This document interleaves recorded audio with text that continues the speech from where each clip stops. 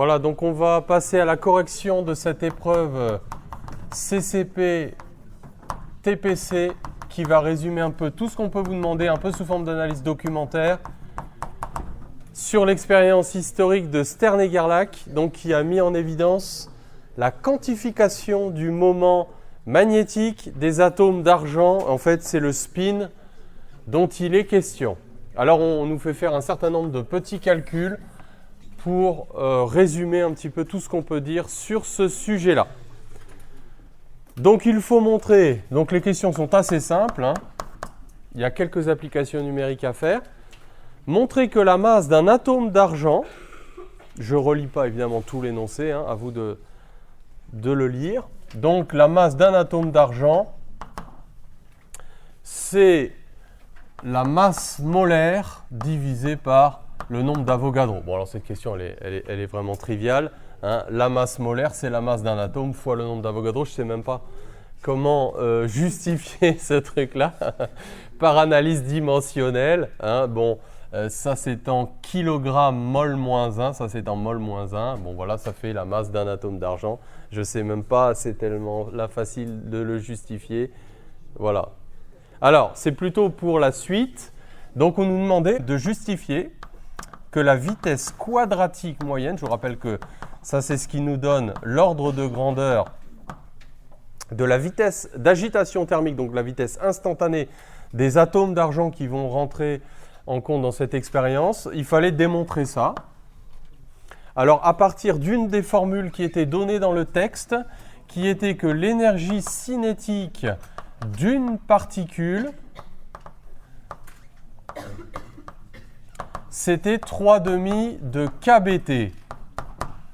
Hein, voilà, ça c'est un peu la relation qui définit la vitesse quadratique moyenne à l'échelle microscopique. J'avais expliqué ça une fois, je crois, hein. 3 degrés de liberté en translation. En fait, statistiquement, on peut montrer que chaque degré de liberté, c'est une énergie cinétique moyenne de 1,5 de kBt. Bon, vous n'avez pas à connaître ça. Alors, ça, c'est ce qu'il faut démontrer. Attention, ne l'affirmez pas comme si c'était fait. Vous savez, c'est toujours la même chose que ce qu'on a vu dans l'épreuve de centrale, savoir jongler entre les grandeurs moléculaires et les grandeurs molaires. Donc, à partir de cette formule, vous en déduisez que VAG, c'est 3 kBt sur petit m. Et vous multipliez en haut et en bas par le nombre d'Avogadro. Hein, et donc, ça va vous donner, c'est pour ça qu'on vous demandait ça tout à l'heure. Donc, ça va faire 3 RT sur grand M. Donc, petit kb sur petit m, kb sur m, c'est aussi grand R sur grand M, les grandeurs molaires associées. Donc, il fallait faire l'application numérique. 542 mètres par seconde. En considérant la dualité onde-corpuscule, en déduire la longueur d'onde de De Broglie. Alors, je vous rappelle que De Broglie, hein, ça s'écrit De Broglie, mais ça se prononce De Broglie. Correspondant, comparé à la taille de la fente d'entrée et concluant. Une jolie petite question là. Alors, qu'est-ce que vous pouvez redonner comme relation? Alors, P égale H bar K, hein, donc la relation qui lie le caractère ondulatoire des particules.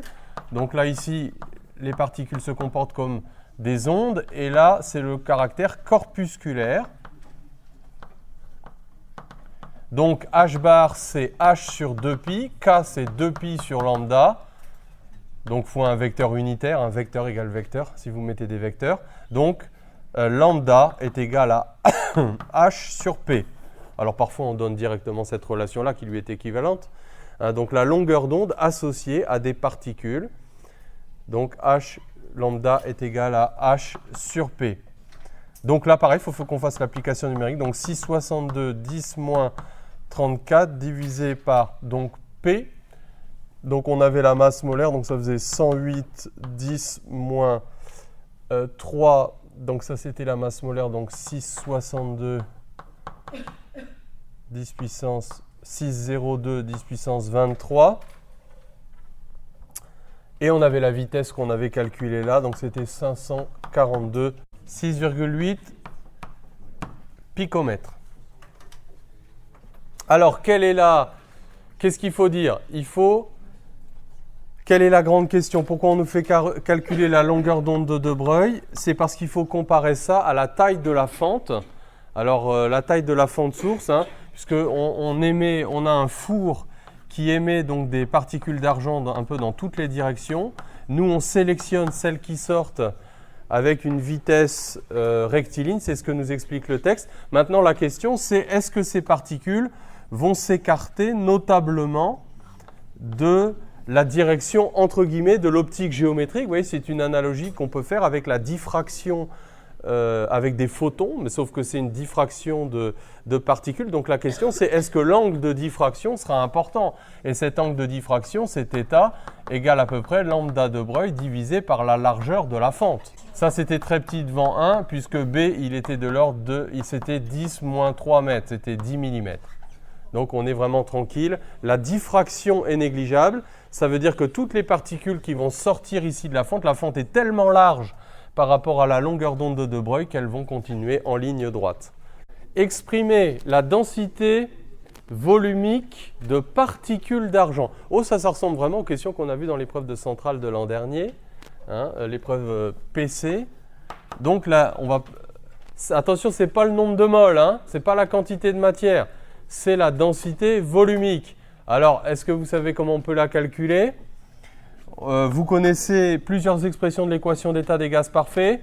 Vous avez aussi PV égale nRT, mais c'est aussi grand N kBT en disant que R, c'est le nombre d'Avogadro fois la constante de Boltzmann. Donc, la densité particulière volumique, hein, en mètres moins 3, c'est le nombre de particules divisé par le volume. Donc, c'est aussi P sur kBT. Et donc, on peut faire l'application numérique. 5,7 fois 10 puissance 16 molécules par unité de volume. Donc, c'est en mètres moins 3. Bon, ça paraît beaucoup, mais en fait, ce n'est pas beaucoup du tout, hein. C'est presque le vide. Alors, question d'après. Donc, on désigne par libre parcours moyen la distance que parcourt un atome entre deux collisions. La physique statistique nous donne une expression simple de ce libre parcours moyen. Bon, là, il y a une erreur d'énoncé. Il y a une erreur d'énoncé. Déjà, l'expression n'est pas homogène. Donc, si vous preniez l'expression qui était là, ça n'allait pas. C'est un modèle de sphère dure, ça. Alors, on nous demandait pas de justifier cette expression-là, mais il me semble que pendant l'année, on l'a fait en exercice, hein. Alors, je ne sais pas si vous vous souvenez, comment je vois que c'est faux. Ça, c'est la section efficace de collision. Vous vous souvenez comment on a raconté ça? Ce qu'on a dit, c'est que quand on a un atome d'argent qui a une certaine vitesse, V, en fait, ce qu'il faudrait, sur son libre parcours moyen, c'est qu'il ne rencontre aucune molécule. C'est-à-dire qu'en moyenne, le volume occupé par cette particule sur sa section efficace de collision, c'est quoi sa section efficace de collision? C'est la surface sur laquelle il est susceptible d'entrer en collision avec une autre molécule. Donc si le centre de cette autre molécule est en dehors de cette surface, donc cette surface, elle a comme rayon 2 fois le rayon de la particule. Regardez, si son centre est à l'intérieur de ce cylindre de base sigma, donc sigma qui vaudrait 2R0 au carré fois pi, hein, c'est de là que vient le 4pi R0 carré, donc c'est pour ça qu'il faut un carré, puis même c'est pas homogène. Vous voyez, si le centre de cette autre, c'est comme des boules de billard, se trouve en dehors, alors sur le libre parcours moyen, vous n'aurez statistiquement qu'une seule molécule. Donc regardez comment vous pouvez fabriquer ce truc-là, c'est en disant 1 est égal, donc une molécule d'argent occupe, donc ça c'est la densité volumique qu'on vient de calculer, fois donc la section efficace de collision, donc 4pi R0 carré, multiplié par le libre parcours moyen. Ça veut dire qu'en moyenne, avant de choquer une nouvelle molécule, on parcourt la distance L étoile. 54,5 mètres. OK. Donc c'est pour montrer que l'atome, il va rencontrer personne. Allez, magnéton de bord.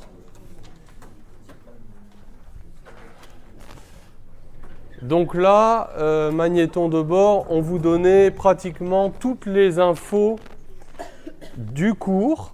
On vous rappelait la définition d'un moment magnétique. On vous rappelait l'expression d'un moment exercé par un champ magnétique sur un moment magnétique. On vous rappelait l'énergie potentielle d'un moment magnétique plongé dans un champ B. Alors Q5, rappelez l'expression de la force électrostatique. Donc on est dans le modèle de Bohr. Donc le modèle de Bohr, c'est un proton de charge plus E et un électron qui tourne autour. Donc dans une trajectoire classique à une certaine distance, donc qui est le rayon de l'atome d'hydrogène qu'on appelle RH dans le texte. Alors la force électrostatique, donc c'était moins E carré sur 4pi epsilon 0 RH au carré vecteur UR. Donc il fallait simplement rappeler l'expression de la force de Coulomb. Justifier que l'action de la pesanteur puisse être négligée. Donc on va faire le quotient du poids sur cette force donc en norme. Donc ça va faire mg donc divisé par cette force E carré sur 4pi epsilon 0 RH au carré. Alors montrer que la vitesse angulaire de l'électron s'écrit donc oméga, etc. Donc là il fallait appliquer le principe fondamental de la dynamique bien sûr à l'électron dans le référentiel du proton supposé galiléen. Donc en mouvement circulaire uniforme. Vous vous souvenez de l'expression de l'accélération d'un mouvement circulaire? On se réécrit la big formule. Elle pourra vous servir. Moi, je vous encourage à la connaître. Hein. Évidemment, pour le mouvement circulaire, c'est un peu le bazooka écrase-mouche.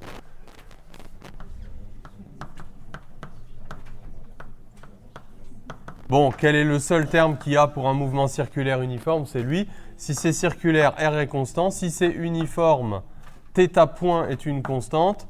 Donc on se retrouve avec moins mr oméga 2. UR est égal à la force.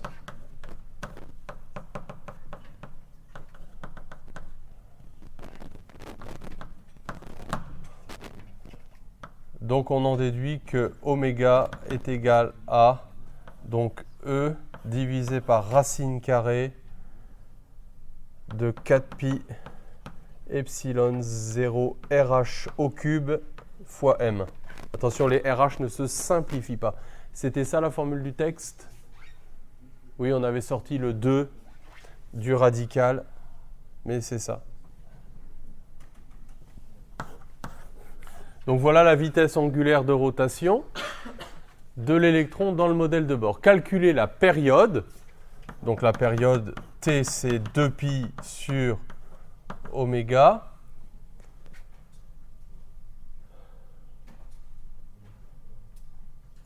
Donc 2pi fois racine de 4pi epsilon 0 RH au cube m sur petit e. C'est ça. Oui.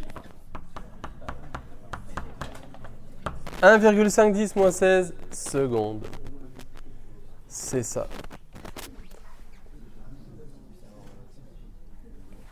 On assimile, question 8, l'effet magnétique du mouvement de l'électron autour du proton à celui d'un courant I circulant dans une spire circulaire. Exprimez I pour cette boucle de courant en fonction de I et oméga. Donc ça, c'est vraiment les questions du cours. En quoi on est en train de modéliser ce qu'on appelle le moment orbital, le moment cinétique orbital de l'électron. Donc une petite boucle de courant. Donc cet électron qui tourne dans ce sens-là, donc c'est une charge électrique moins E, donc qui correspond à un courant. Donc un courant, c'est une charge par unité de temps. Donc ça va faire moins E sur la période de rotation, c'est-à-dire moins E oméga divisé par 2pi. Donc voilà le courant équivalent. Ah, c'est sûr que si vous avez Stern et Gerlach, toutes ces questions vont revenir. En déduire l'expression du moment magnétique M associé à cette boucle de courant.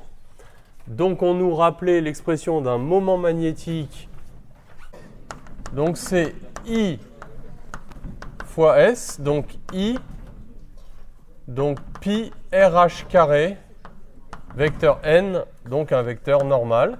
Alors attention, ici en fait, on prend des conventions algébriques, hein, c'est-à-dire qu'en réalité, I étant négatif, le moment magnétique, il est vers le bas.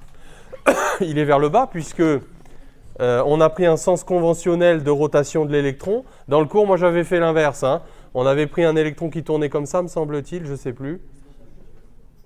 Et un sens conventionnel pour avoir un I positif. Ici, on a un I négatif. Ça n'a aucune importance. On se laisse guider par l'énoncé. Et ensuite, il va donc falloir calculer le moment, le rapport gyromagnétique. Alors, le rapport gyromagnétique, on nous donne sa définition. Tout ça, c'est pour préparer ce qu'on appelle le mouvement de précession de l'Armor. Hein, donc, le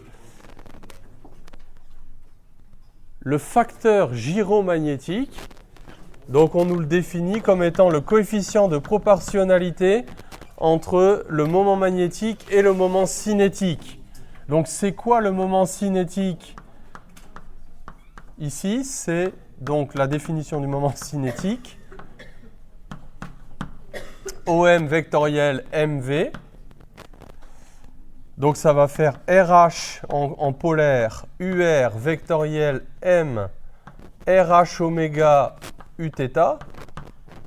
UR Uθ ça fait UZ, vectoriel ça fait UZ, donc ça fait M R carré θ point, hein, M RH carré oméga, vecteur UZ.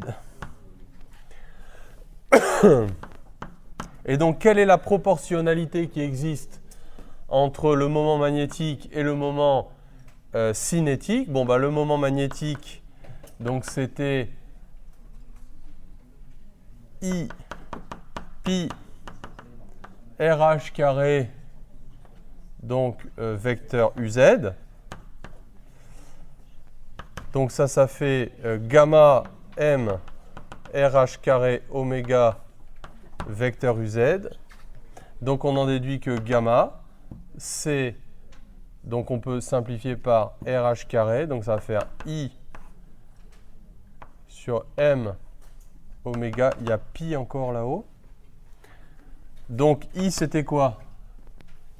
On l'avait calculé, I. C'était moins E oméga, attention tout est algébrique, hein. Moins E oméga sur 2 pi, pi divisé par M oméga. Et donc, c'est le fameux moins E sur 2M. Donc, c'est ce qu'on appelle le rapport gyromagnétique. Attention, tout est algébrique, I est algébrique. Et donc, vous trouvez le fait que L, le moment cinétique, il est vers le haut, mais le moment magnétique, il est alors vers le bas, à cause de la charge, du signe négatif de la charge de l'électron. Oui? L, N, c'est le vecteur UZ. Hein, c'est le vecteur orienté par la règle de la main droite. Voilà, il n'est peut-être pas appelé comme ça dans le texte, je crois. Il était appelé E delta, je crois. C'est la même chose. Hein. Alors ensuite, donc l'hypothèse de Planck confirmée ensuite par la mécanique quantique consiste à poser que la norme du moment cinétique est proportionnelle à h bar. Hein, et c'est comme ça qu'on en déduit toutes les propriétés.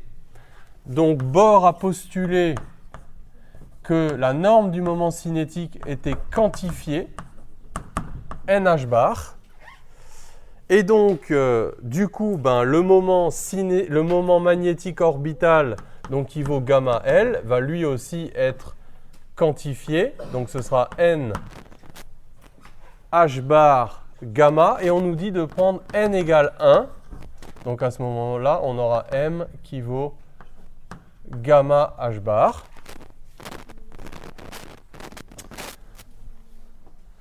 Et ça nous définit ce qu'on appelle, en valeur absolue, puisque gamma était négatif, le magnéton de Bohr. Alors, quelle est la définition du magnéton de Bohr? C'est un peu le moment magnétique élémentaire.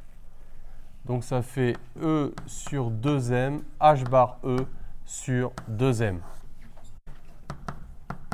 Alors, attention, s'il n'y a pas d'unité, Et puis mettez pas SI, hein, parce que là, vous êtes capable, à partir de la définition du moment magnétique, de donner la bonne unité. Alors maintenant, la précession de l'Armor. Donc on va regarder ce qui va se passer quand le moment magnétique des atomes va entrer dans l'entrefer de l'électroaimant et subir ce champ magnétique vertical, qui d'ailleurs il va y avoir un gradient vertical. On veut montrer qu'un moment magnétique se comporte comme une toupie. Hein, vous vous souvenez de cette idée? Regardez là, vous avez le petit dessin. Théorème du moment cinétique appliqué au moment orbital. Donc théorème du moment cinétique appliqué au moment magnétique. Voilà, dl sur dt, c'est gamma. Dans le texte, on vous rappelait l'expression d'un moment exercé par un champ magnétique sur un moment ct, mais ça, c'est pas sûr qu'on vous le donne. Hein. C'est m vectoriel b. Et puis là, on utilise la proportionnalité entre L et gamma. Vous vous souvenez? Donc ça fait 1 sur gamma, dm sur dt est égal à m vectoriel b. Et on va réécrire ça sous la forme d pour montrer la précession de l'Armor moins gamma b m. Et donc l'idée c'est quoi? C'est là vous avez la pulsation de l'Armor, oméga l'Armor, algébrique hein, bien sûr, vectoriel m.